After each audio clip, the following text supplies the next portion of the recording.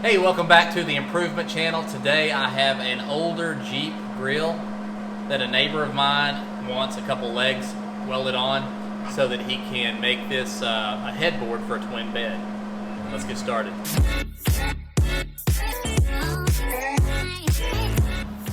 So I've got the wiring harness all disconnected and loose. That's gone. Shined up the metal here with some flap disc, as well as a little bit in here. Couldn't really get in there good. Here and here. So this is going to be my welding points for this 1.5 inch square tubing. I'm definitely going to weld it here and on the other side, and then I'm going to get a good couple of tacks here and try to get something up in here, and then do the same thing on the other side.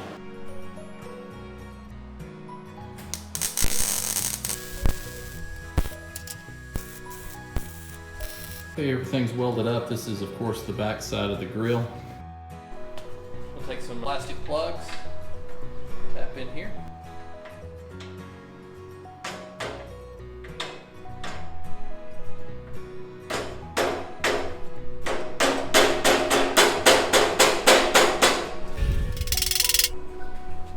All right, that'll give us a nice finished area to sit down on the hardwood or the carpet. As you can see here, this is now ready to go. We can go mount this to the wall, or can we? First, before we get into that, let's go ahead and hit that subscribe button, hit that thumbs up, share it with a friend or somebody you think might be interested. But anyway, I sent this over to my customer. He went ahead and took the lights out, painted it the color that he wanted, and then we were like, how are we going to mount this to the wall? So, last night he brought it back over. Welded a couple of horizontal pieces that you'll see here, and I made a couple of marks on the wall where the stud's located, and then I took this whole thing out to the garage so I didn't get metal shavings everywhere.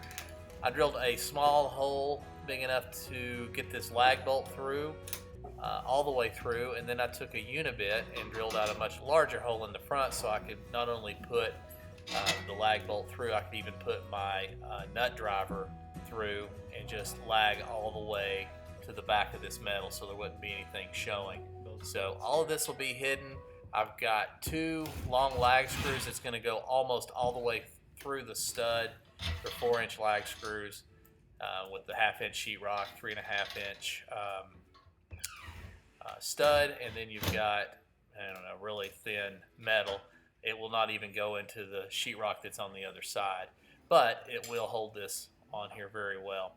So what you see me doing here now is I'm moving that out of the way. I do want to pre-drill those studs. It's not maybe totally necessary, but I don't want to take a chance on being not right dead center of the stud and splitting the stud out, so I went and grabbed a small bit. You can see me here drilling those 2 out. Now we're going to move this back, get it lined up where we want it, and we're going to drill those lag screws through.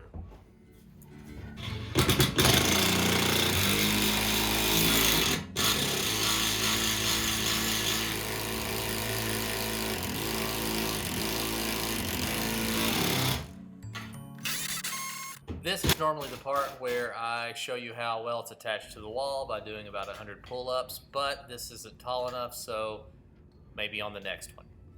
What's your name? Will. Hey, Will. What do you think of your new bed? Go check it out. So, what year is that grill on that's on that Jeep? 1993 or 5. Way to know. Good job. All right. Dan?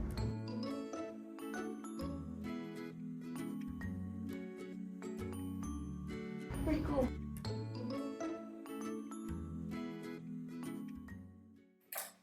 I think you'd have to agree with me. Will approves, so that works great for me. I hope he enjoys it. We will see you on the next one.